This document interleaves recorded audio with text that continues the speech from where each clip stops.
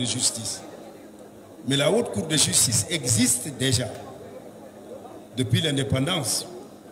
La Haute Cour de justice est chargée de juger les hautes personnalités comme le président de la République et les ministres pour les faits et gestes, si vous voulez bien, en termes précis, les crimes et délits commis dans le cadre de leur fonction. Hier, vous avez suivi qu'à l'Assemblée nationale, 5 de nos anciens collègues, 5 anciens ministres du régime sortant, ils ont été cités. Je ne voudrais pas revenir sur leur nom, mais vous les connaissez tous. Il y a eu une résolution qui a été prise par l'Assemblée nationale pour leur mise en accusation devant la Haute Cour de justice. C'est une décision grave parce que la manière dont les choses ont été organisées, il y a eu un lynchage médiatique. Dans le cadre d'un état de droit, il est important de rappeler qu'il y a la présomption d'innocence. Lorsque vous n'avez pas été jugé, lorsque cette décision n'est pas définitive et que vous avez eu une décision d'instance, que le juge d'appel ait eu à se prononcer, que le juge de cassation ait eu à se prononcer pour que la décision soit définitive, vous restez présumé innocent. Mais le lynchage médiatique auquel nous avons assisté a pu ainsi remettre en question ces principes de présomption d'innocence. On a tout l'air de croire qu'il y a un principe de présomption de culpabilité qui n'existe pas dans notre droit. Je voudrais rappeler que dans un état de droit, il est aussi important non seulement de respecter ces principes, mais de respecter aussi les droits de la défense. Ce qu'il faut rappeler, c'est qu'il faut que lorsque la procédure qui va maintenant commencer au niveau de la cour d'appel, parce que l'instruction doit se faire au niveau du président de la cour d'appel, il faudrait vous rappeler que ce sont des juges, donc des magistrats professionnels qui auront donc à faire l'instruction.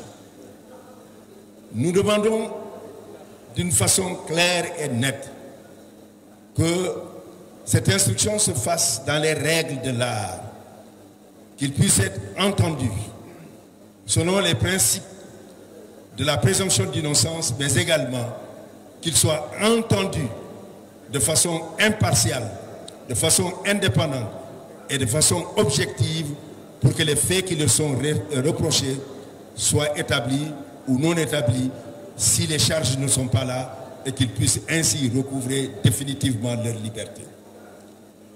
Nous avons confiance en notre justice.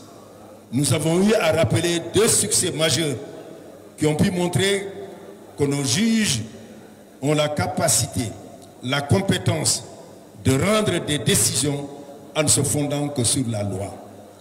Nous avons vu en ce qui concerne la décision qui a été prise au niveau de la Cour suprême, rendant justice au ministre Mansour Faye dans le cadre de ses déplacements qui ont été empêchés.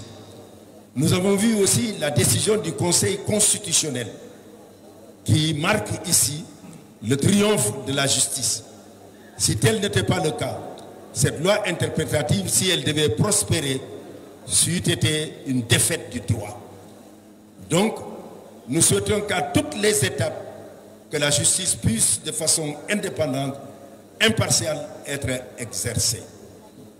Pour le reste, pour l'ensemble des autres questions, nous vous avez posé les raisons pour lesquelles nous ne voulons pas participer au dialogue. Cela a été clairement explicité. Un argumentaire a été fait. Mais je voudrais rappeler que le président de la République a eu à appeler à ce dialogue à une date qui avait été arrêtée le 28 mai par le président Macky Sall, qui est un homme de dialogue, un homme de paix et qui a toujours cherché à trouver les solutions, les difficultés les différents problèmes qui peuvent se passer dans l'espace politique et social pour y trouver une solution. Mais vous avez pu voir que tout est fait, en quelque sorte, pour nous empêcher d'aller au dialogue. Parce que les actions qui sont dirigées directement contre la personne du président Macky Sall, une cabale et une orchestration d'injures, d'insultes qui n'épargnent ni sa personne, ni son épouse, ni ses parents, ni ses partisans que nous sommes, on crée les conditions qui font qu'il est difficile d'aller à la table du dialogue. Les arrestations dont nous avons parlé, beaucoup de nos camarades sont déjà en prison. Les arrestations dont nous avons parlé, c'est aussi les journalistes. La liberté de la presse, c'est un élément fondamental, un pilier fondamental de la démocratie.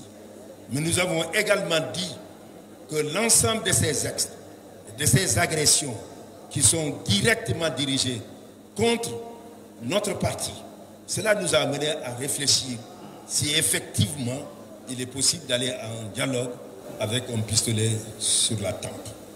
C'est cela qui fait que nous avons pris cette résolution, qui est la résolution de l'APR, de ne pas aller au dialogue, en disant que nous restons des partisans du dialogue et que nous disons à l'opposition et qui pourrait participer à ce dialogue que nous sommes dans l'opposition et que toute décision qui en sortira sera une décision aussi qui sera étudiée s'il va dans le sens de ce qui peut faire avancer le Sénégal, qu'il y ait des progrès démocratiques, qu'il y ait la question des jeunes, et de l'emploi des jeunes et de l'ensemble des problèmes qui sont la cherté de la vie.